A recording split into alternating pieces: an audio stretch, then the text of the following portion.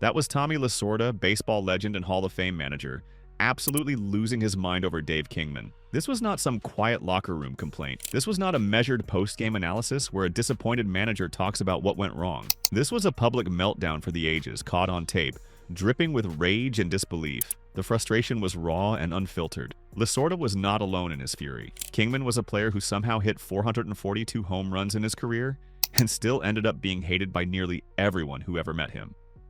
How does that happen? How does a man with that much raw power, that much pure ability to change a game with one swing become baseball's most toxic personality?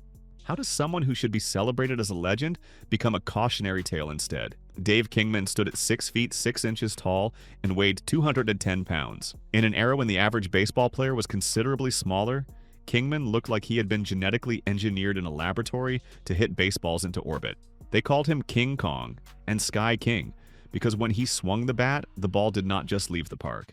It disappeared into another dimension. It shattered windows in apartment buildings across the street. It dented cars in parking lots that should have been safe. It created legends that grew with each retelling. At the time he retired, only 18 other players in the entire history of Major League Baseball had hit more home runs than him.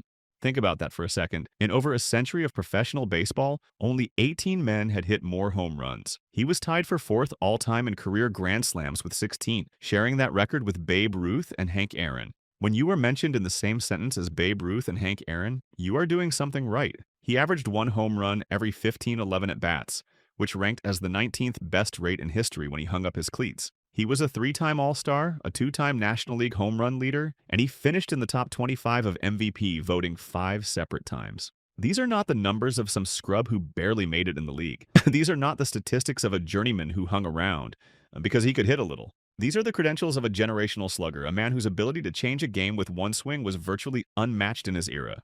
But here's where the story takes a darker turn. Here is where the paradox begins. Kingman hit just 236 for his career. That is not just below average, that is terrible. That is the kind of batting average that gets minor leaguers sent back down to AAA. His on-base percentage was a dismal .302, lower than utility infielders who barely saw playing time, lower than guys whose entire job was to sit on the bench and occasionally pinch run. He struck out 1,816 times, which was the 4th highest total in MLB history when he retired. He was swinging and missing more than almost anyone who had ever played the game. He was described by people who watched him play every day as an atrocious fielder, someone who actively hurt his team when the ball was not in the air, heading toward the seats. Fly balls would drop around him. Ground balls would roll through his legs. Throws would sail over his head. He was the textbook definition of an all-or-nothing player, decades before the 3 true outcomes era made it acceptable. He hit home runs, he struck out, and he fielded poorly. In an era that valued situational hitting and all-around play, this was not seen as a specialized skill set.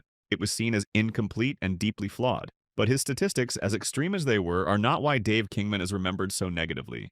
Plenty of players have had weird statistical profiles. Plenty of sluggers have struck out too much or could not field their position. He is reviled because his one-dimensional play was matched by a one-dimensional toxic personality. His character destroyed his career. His attitude poisoned every clubhouse he entered. His behavior alienated every teammate he ever had. What follows is the story of a man who destroyed every relationship he ever had in baseball and ended his career not because he could not hit anymore, not because his skills had diminished, but because nobody could stand to be around him. Because the psychological cost of having Dave Kingman on your team outweighed the value of those 35 home runs he could still hit. Bill Caudle was a pitcher for the Chicago Cubs who played with Kingman in the late 1970s. Caudle was not known as a malcontent or a complainer. He was a professional who understood the game and understood that not everyone gets along. But when he talked about Kingman, something different came through, a real frustration, a real pain.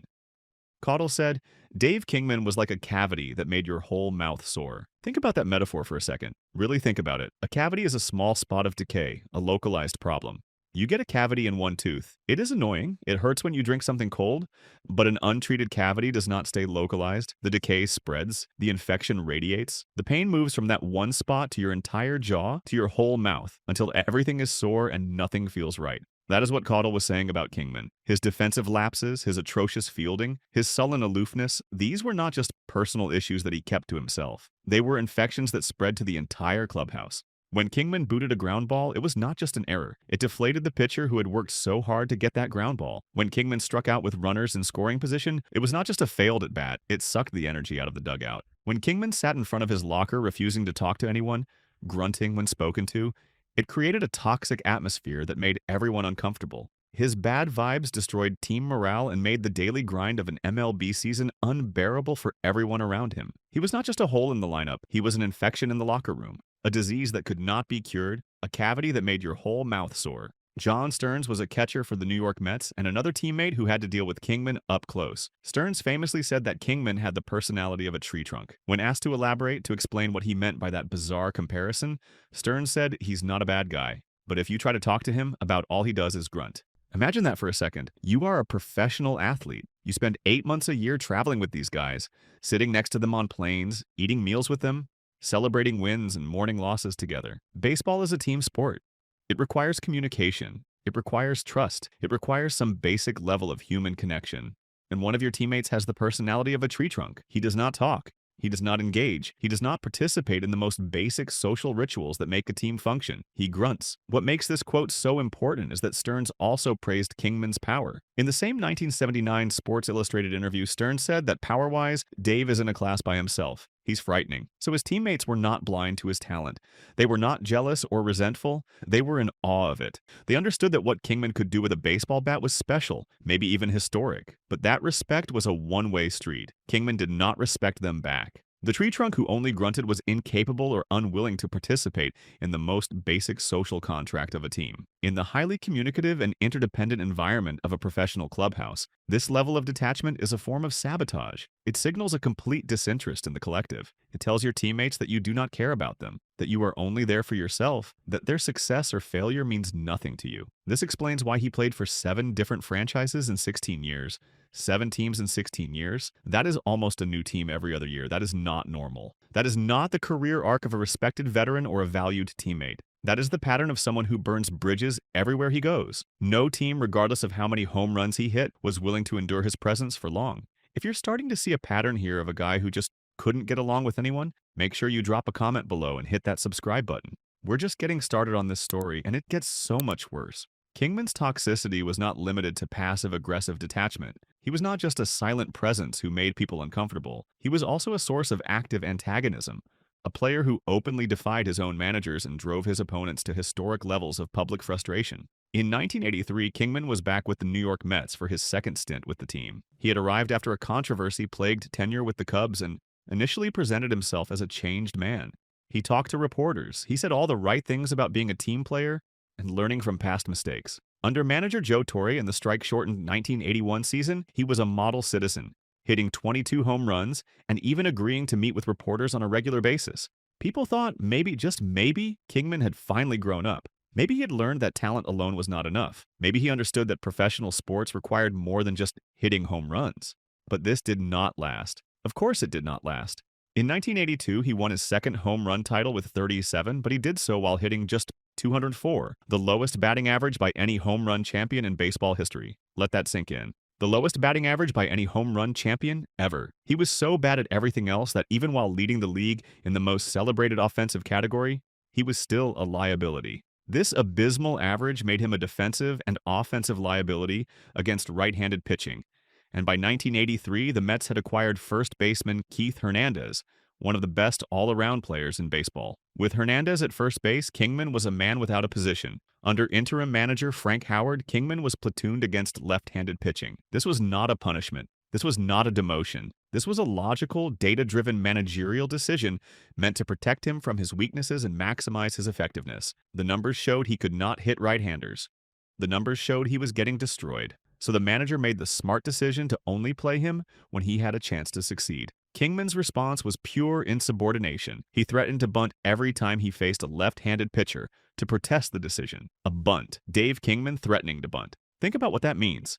A bunt is the antithesis of everything Kingman represented. A bunt is a sacrifice. A bunt is a team first play. A bunt requires speed and agility and skills that Kingman did not have. He was the first overall pick in the 1970 draft, a man paid to hit 442 home runs over his career. For him to threaten to bunt was not a strategic choice to help the team. It was not an attempt to adapt his game. It was a calculated, passive-aggressive act of malice. He was effectively telling his manager, "You are trying to help me. You are trying to optimize my performance by protecting me from my weaknesses. So I will deliberately perform in a way that is maximally useless to you. I will sabotage not just myself, but the entire team because my ego cannot handle a reduced role." It is the ultimate act of a wasted talent. Choosing to sabotage his own team rather than accept a reduced but more effective role, it is the choice of a child throwing a tantrum, not a professional athlete trying to win games. He was released after the season. The Mets, a team desperate for power, a team that could have used those home runs, decided they would rather have nobody than have Dave Kingman. That tells you everything you need to know. If his own managers fumed in private, his effect on opponents was a matter of public record. The most famous example occurred on May 14, 1978, a date that lives in infamy for anyone who cares about baseball history. On that day, Kingman's Chicago Cubs faced Tommy Lasorda's Los Angeles Dodgers at Dodger Stadium. It was a warm California afternoon. The Dodgers were a good team, a well-coached team, a team built on fundamentals and smart baseball. And for one afternoon, none of that mattered. For one afternoon, Dave Kingman was the most destructive force in baseball. He hit 3 home runs against the Dodgers. Not just any home runs. Massive, towering shots that seemed to defy physics. His final home run was a game-winning 3-run shot in the top of the 15th inning. A ball that traveled so far that fans were still talking about it decades later. Kingman personally drove in 8 of the Cubs' 10 runs in a 10-7 victory. One man. 8 runs batted in. In a 15-inning game, he was the entire offense. Following the loss, KLAC radio reporter Paul Olden approached Lasorda in the hallway and asked what seemed like a standard, if somewhat lazy, post-game question. "What's your opinion of Kingman's performance?" Olden probably expected a measured response, maybe some frustration mixed with grudging respect. What he got instead has become one of the most infamous tirades in sports history. Lasorda's response was volcanic. "What's my opinion of Kingman's performance? What the bleep do you think is my opinion of it? I think it was bleeping horseshit. Put that in. Put that in your bleeping story. I don't bleeping opinion of his performance. Jesus Christ, he beat us with 3 bleeping home runs. 3 bleeping home runs. What the bleep do you mean, what is my opinion of his performance? How could you ask me that question like that? How could you stand there and ask me that?" The rant went on. It kept going. Lasorda could not stop. The profanity flowed. The anger built. And then, just as suddenly as it started, it ended. The rage broke like a fever. Lasorda took a breath and his voice changed. I mean, he put on a hell of a show, he conceded, almost quietly. He hit 3 home runs. He drove in, 7 runs? 8 runs? So what the hell more can you say about him? What else is there to say? The rant is famous for its profanity, but the subtext is what is truly revealing. Lasorda's explosion was not just the anger of a manager who lost the game. Managers lose games all the time. This was something deeper. This was the incredulous rage of a baseball purist whose entire strategic world had been upended by a player he viewed as a one-dimensional fluke. To Lasorda, baseball was a game of fundamentals, teamwork, and strategy. You moved runners over, you executed the hit and run, you played sound defense, you did all the little things that add up over 162 games. Kingman was an affront to all of it. He was a tree trunk who did not run. He did not field, he did not think, he just hit. And somehow, impossibly, that was enough. That this all-or-nothing player could single-handedly, almost accidentally, destroy a real baseball team like the Dodgers was not just a loss. It was an insult to the game itself. It was a mockery of everything Lasorda believed in. The rant was not just anger, it was incredulity. It was the sound of a man trying to process the absurd, trying to make sense of a world where Dave Kingman could be a hero. And in the end, even Lasorda had to admit it. He put on a hell of a show, because even Tommy Lasorda, even a man who hated everything Kingman represented, could not deny the raw power of what had just happened. But if you think that is as bizarre as Kingman's career gets, you have not heard about the Metrodome roof incident. This story sounds like fiction. It sounds like something a writer would make up to symbolize a player's career. But it really happened. On May 4th, 1984, Kingman, now with the Oakland A's, was at Minneapolis to face the Minnesota Twins at the Hubert H. Humphrey Metrodome. The Metrodome was an architectural disaster, a stadium with a fabric roof held up by air pressure. It was loud. It was weird. It was the kind of place where strange things happened. In the 4th inning, Kingman came to bat against pitcher Frank Viola, who would go on to win a Cy Young Award. Viola threw a pitch, Kingman swung, and what happened next defied all logic and reason. He hit a pop-up over second base, a high, lazy fly ball, the kind of pop-up that happens hundreds of times in every baseball season. Infielders converged, they waited for the ball to come down. They waited, and the ball never came down. Kingman skied a pop-up over second base, and the ball apparently went into a hole in the fabric ceiling. one of the 8-inch drainage holes 180 feet above the field. The ball just vanished. As the Associated Press reported with barely concealed amazement, Kingman proved tonight that whatever goes up does not necessarily come down. The disappearing ball paralyzed the game. Umpires stood around looking at each other. Players stood around looking at the umpires. Nobody knew what to do. There was no rule in the book for such an event. How could there be? How do you plan for a ball that goes up but never comes down? None of the umpires knew what to do next, and in the vacuum created by this absurdity, chaos reigned. Into this chaos stepped Twins first baseman Mickey Hatcher, a player known for his sense of humor and his willingness to do whatever it took to win. Hatcher saw an opportunity. He saw that the umpires were confused, that nobody knew what was happening, and he decided to take matters into his own hands. Hatcher stole a ball from the umpire's bag. He grabbed it when nobody was looking. In a piece of brilliant baseball theater, he slammed it against the ground, pretending it had fallen from the roof. He then ran over and tagged Kingman out with the stolen fake ball. He sold it hard. He acted like he had just made a routine catch. It was a brilliant piece of performance art, a moment of creativity in response to absurdity. But the umpires were not fooled. They did not go for it. They huddled, they discussed. And after a long delay that felt like an eternity, Kingman was awarded a ground rule double. This entire event is a perfect metaphor for Kingman's career. Think about the symbolism. Kingman, a player who operated outside the unwritten rules of baseball, outside the norms of teamwork and hustle and character, hits a ball that literally breaks the physical rules of the game. The ball goes up but does not come down. It violates the laws of physics, or at least the laws of baseball. This Kingman event creates total chaos and paralyzes the arbiters of order, the umpires who are supposed to maintain control. In response, a normal player, Mickey Hatcher, a guy who represents everything Kingman is not, has to resort to an equally absurd, chaotic, and outside the rules action just to cope.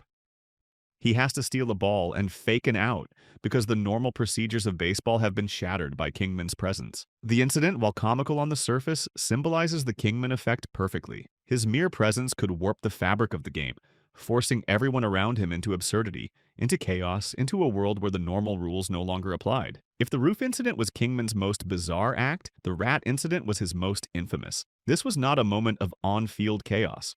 This was not an accident or a moment of weird luck. This was a premeditated act of disrespect, misogyny, and professional self-destruction. It was the moment Kingman's toxicity became so undeniable, so public, so impossible to ignore that it ended his career despite his elite production. The incident occurred on June 23, 1986 in Kansas City. The target was Susan Fornoff, who was covering the Oakland A's for the Sacramento Bee. Fornoff was one of the pioneers of women sports writers, one of the brave women fighting for access and respect in a hostile, male-dominated environment. The 1980s were not that long ago, but they were a different world. Women reporters faced harassment constantly. They were told they did not belong. They were told to go back to writing about fashion or cooking. They had to fight for every interview, every quote, every basic right that male reporters took for granted. And Dave Kingman was the primary source of that hostility. This was not an isolated incident. This was not one bad joke that went wrong. Kingman had a history of media abuse that went back years. He had previously dumped a bucket of ice water on reporter Dawn Friska for asking a question he did not like. He had explicitly told Fornoff to her face that women do not belong in the clubhouse. He did not say it quietly. He did not say it as a joke. He said it as a statement of fact, as a warning, as a threat. Fornoff later wrote that Kingman had harassed her since she began covering the beat in 1985.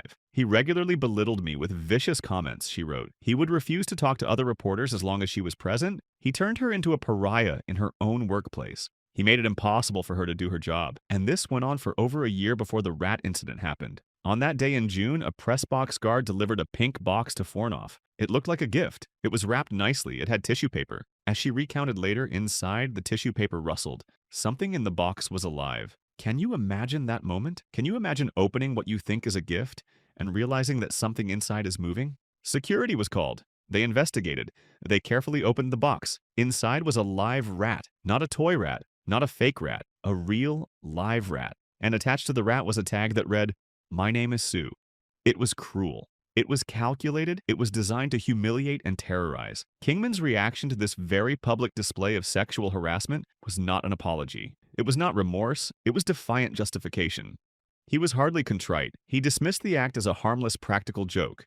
He claimed, "You know me, I'm a practical jokester. That's my track record," as if sending a live rat to a woman who you have been harassing for over a year is just a joke, as if terrorizing someone in their workplace is just good fun. He then doubled down on the misogyny that motivated the act. He issued a chilling statement that revealed his true character. "This is a man's clubhouse," he said. "If someone can't take a simple joke, they shouldn't be in the game. Pure and simple, if you can't take it, move out." And just to make sure everyone knew he had no regrets, Kingman pinned letters of support he received after the incident around his locker. Fan mail from people who agreed with him, who thought he had done the right thing.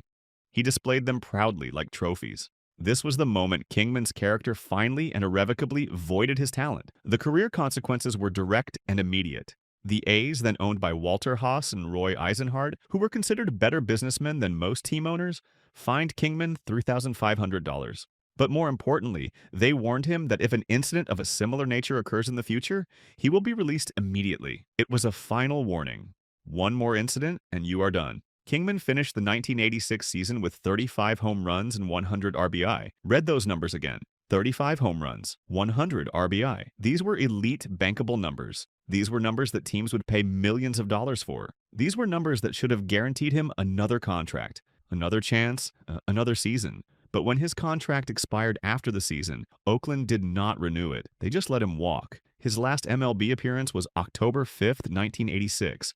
He was 38 years old. He could still hit, but nobody wanted him. Some people say Kingman was blackballed. Some people claim he was a victim of owner collusion, that the teams conspired together to keep him out of baseball. But Susan Fornoff's own account provides the real explanation, the more precise and damning truth. The A's quietly ignored his contract. While his new manager, Tony Lasorda, may have wanted his bat back, may have wanted those 35 home runs in his lineup, the A's ownership had their own reasons for dropping him. The rat incident was that reason. He had hit 35 home runs, but he was no longer just a cavity or a tree trunk. He was a disruptive, unrepentant, misogynistic liability. He was a public relations nightmare. He was someone whose presence would drive away fans, drive away sponsors, drive away anyone with a sense of decency. The A's chose to move on. They signed future Hall of Famer Reggie Jackson for his final season, bringing in a legendary name who could still contribute. And they invested in the new blood of Jose Canseco and Mark McGwire, two young sluggers who would go on to revolutionize the power game. Kingman had made himself unemployable. The rat incident was not a practical joke. It was an act of career suicide. The final piece of this toxic legacy is best told through the lens of Mike Schmidt. From the moment they entered the league, the two were inextricably linked as the premier power whiffers of their generation.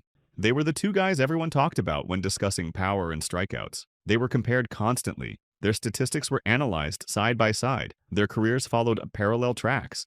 But their parallel careers serve as the ultimate object lesson in the difference between a one-dimensional journeyman and a complete player.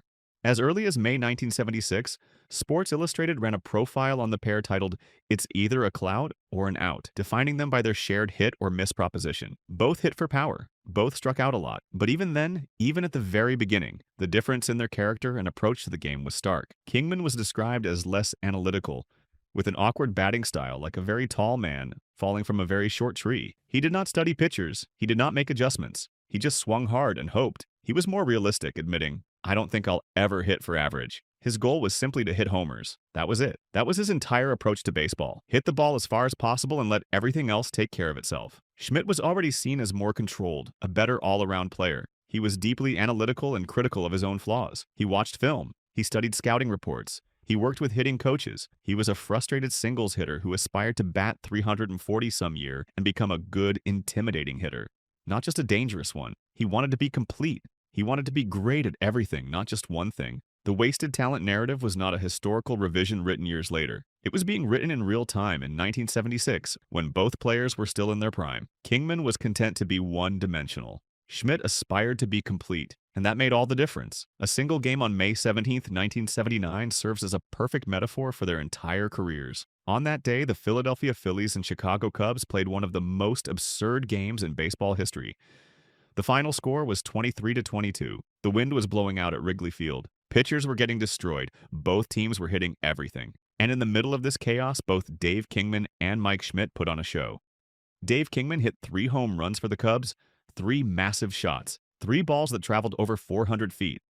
Mike Schmidt hit 2 for the Phillies, 2 bombs of his own. On the surface, it looked like Kingman had won the duel. 3 home runs beats 2 home runs, right? But the box score reveals the crucial difference, the detail that separates a great performance from an empty one. Kingman's 3 home runs were prodigious. Yes, they were impressive. But his team lost. The Cubs lost 23-22 despite 3 home runs from their cleanup hitter. Schmidt's performance was complete. He had 4 walks and 4 RBI. He worked counts. He got on base when he did not hit a home run. And his second home run was the game-winning blast in the 10th inning off Hall of Famer Bruce Sutter, one of the best closers in baseball history. Schmidt came through in the clutch. He won the game. This is the narrative of their careers in miniature. Kingman's power was prodigious but empty. Schmidt's power was impactful, complete, and winning. Kingman's career saw him drift from team to team, 7 franchises in 16 years. San Francisco Giants, New York Mets, San Diego Padres, California Angels, New York Mets again, Chicago Cubs, Oakland A's. He could not stay anywhere. He was the ill-tempered one-dimensional journeyman, loyal to no one and with no one loyal to him. He burned every bridge he crossed. He alienated teammates like Bill Caudle and John Stearns. He defied managers like Yogi Berra and Frank Howard. He harassed reporters like Susan Fornoff. Mike Schmidt, by contrast, spent his entire 18-year career with one team, the Philadelphia Phillies, one city, one fan base, one organization. He became the greatest third baseman of all time. He was a 12-time All-Star, a 10-time Gold Glove winner, and a 3-time National League MVP. He was a first-ballot Hall of Famer, inducted in 1995 with 96.5% of the vote. The rivalry between Kingman and Schmidt was, in the end, no rivalry at all. It was never close. Schmidt was the standard of complete player excellence, and Kingman was the cautionary tale, the example of what happens when you have talent but no character. Let's look at the numbers side by side because numbers do not lie. Kingman finished with a career WAR of 17.3. WAR stands for wins above replacement, a statistic that measures a player's total value. Schmidt finished with 106.9. That is not a typo. Schmidt was worth almost 6 times as much to his teams as Kingman was to his. Kingman hit 442 home runs. Schmidt hit 548. Kingman hit 236 for his career. Schmidt hit 267. That might not seem like a huge difference, but over thousands of at-bats, it adds up to hundreds of extra hits.